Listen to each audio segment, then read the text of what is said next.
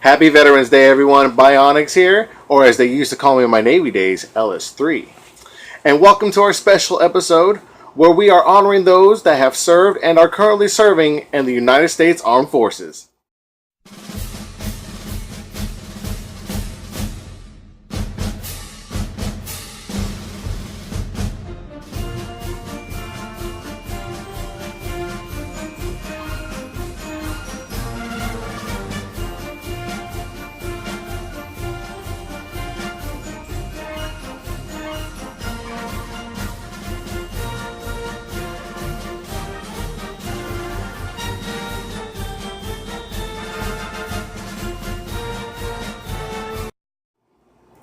This episode of Geek Speak we use to highlight some of our most favorite comic book characters that have served in the United States Armed Forces with honor and distinction.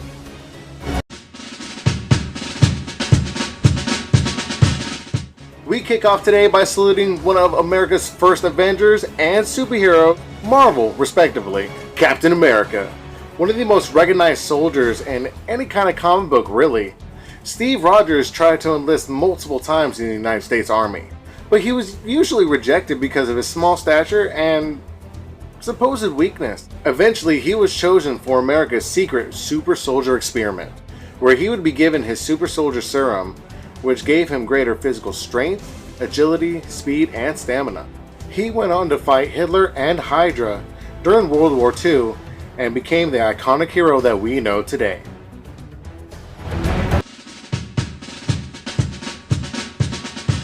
James Howlett, or Logan as he was more recently known, has served with distinction in every major war over the past 100 years.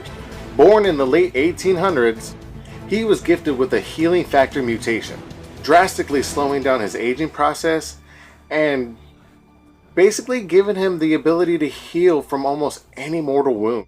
This makes Wolverine one of the most dangerous and effective soldiers in history, eventually being chosen for the Weapon X experiment, which, through painful surgery, grafted his bones with the legendary metal adamantium. Canadian by birth, he has served in the United States Armed Forces and has fought alongside Captain America during World War II.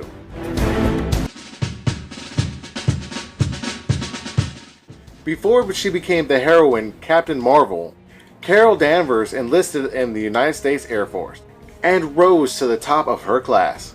She was then placed into military intelligence and trained as a spy, where she would work with notable military soldiers such as the Wolverine and Ben Grimm the Thing. It wasn't until she was working for NASA as the head of security that she was involved in the accident that turned her into the half-Kree superpowered woman.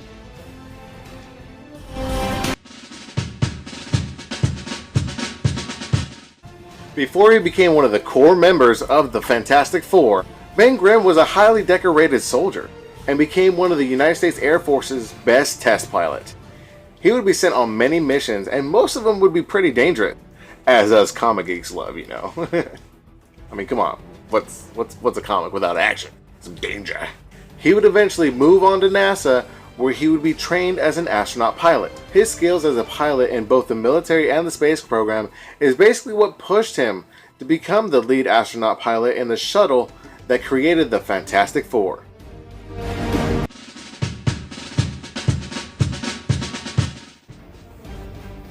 Born in Queens, New York to a Sicilian family, Frank Castiglione, later to be known as Frank Castle, enlisted in the United States Marine Corps, eventually rising up to the rank of captain. During his training in the infantry, he was assigned a Native American scout, Fan Big Hawk, as a guide. He would learn many skills from Big Hawk, like how to survive in the wild, which would go on to serve him later and become a formidable foe. Upon completion of training, he was sent to go fight in that dreaded war of Vietnam. After 4 years, many battles, and even being listed as the only survivor of the Valley of Forge. For his heroic efforts, he would receive a Medal of Honor, the Navy Cross, 3 Silver Stars, and Bronze Stars, not to mention the Purple Heart 4 times, and the Presidential Medal of Freedom.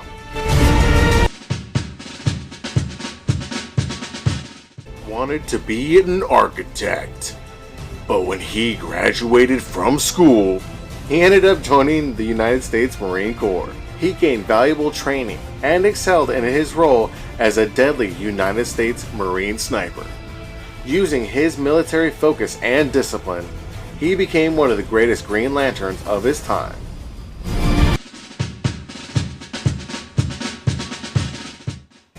Like his father before him, Hal Jordan joined the United States Air Force and became a notable pilot. Due to his willpower and bravery, Abin Sur's Ring would go on to choose Hal Jordan as his replacement, inducting him into the Green Lantern Corps. He would go on to become the leader of the Green Lantern Corps.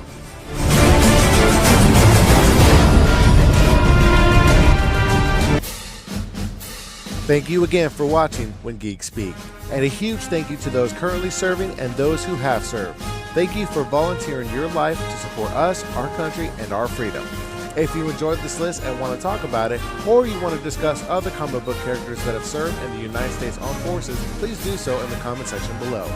And don't forget to like and share our video and follow us on Facebook, Instagram, Twitter, and YouTube. And remember, you'll always hear everything when Geeks Speak.